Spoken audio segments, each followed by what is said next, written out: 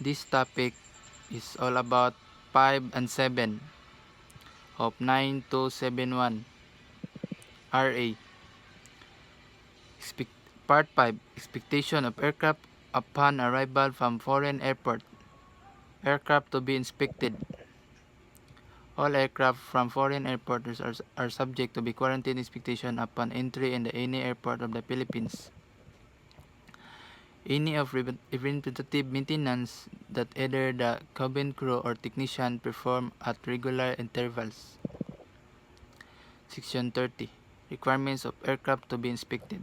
Any aircraft from the foreign airport bound to the Philippines should be land first at airport of entry. Section 31. Requirements from the commander of the aircraft to be inspected. The aircraft commander or the airline representative must inform the Bureau of Quarantine before its arrival the following condition on board. Mano siya pagmangno sa death of bird from any cause, the transport of patient passenger who are medically evacuated, person affected with illness on board, or person who was suspected to be have infectious disease subject of the regulation of emerging disease of public health emergency of international concern. Case of infection disease subject of regulation emergency. Section 32. Boarding of aircraft placed under quarantine. In case of notification of the presence of suspected case infectious disease subject of the regulation, emerging disease and or public health emergency of international concern and other death of board of aircraft, no person is allowed to be embarked except the quarantine medical officer or his accredited assistant for proper evaluation and management. Section 31. Vector control for aircraft. All aircraft should be disinfected or accordance with the rules of regulation of the World Health Organization and International Civil Aviation Organization of ICAO. That's called International Civil Aviation Organization. Section 34. Requirements of aircraft before departure. No aircraft shall be allowed to depart from any airport of Philippines foreign destination without securing an outgoing quarantine clearance from the Director of Quarantine of his duly authorized representative. Section 35. Embarkation of travels for international flights.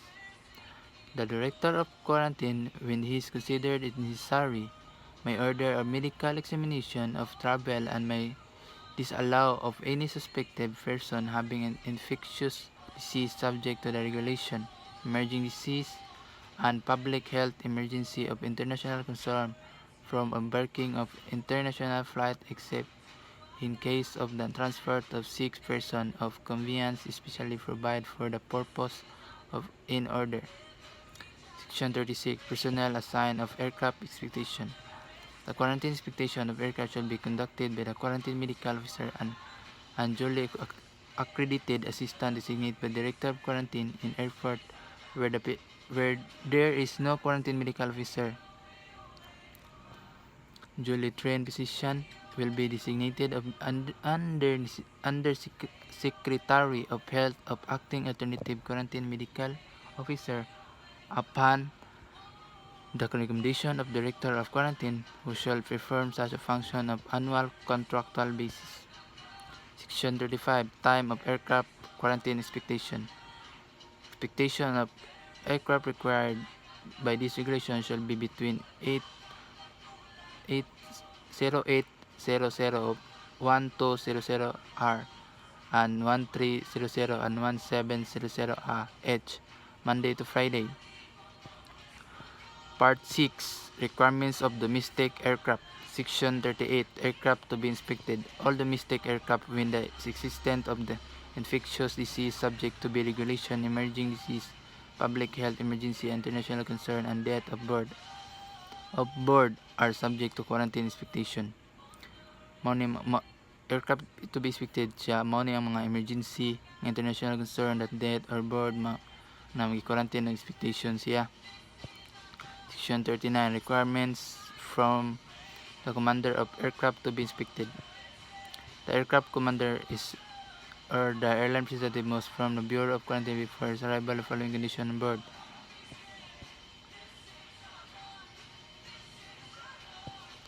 Section 40.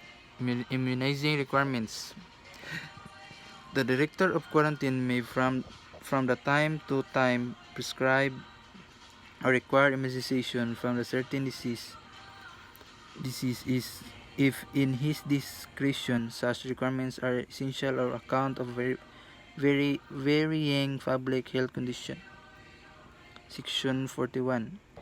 Embarkation of travelers for domestic flight. The director of quarantine may always allow to embarkation of any suspected person having a contagious disease or infectious disease subject to the regulation emerging disease and public health emergency and international concern in order to safeguard the health of the crew and other passenger. Mao ni siya ang international concern nga sa embarkation of travelers or domestic flight kanang help sa crew and passenger. Section 42. Personnel assigned for inspection of domestic aircraft. The quarantine inspection of domestic aircraft should be conducted by quarantine medical officer and assistant of the director of the quarantine.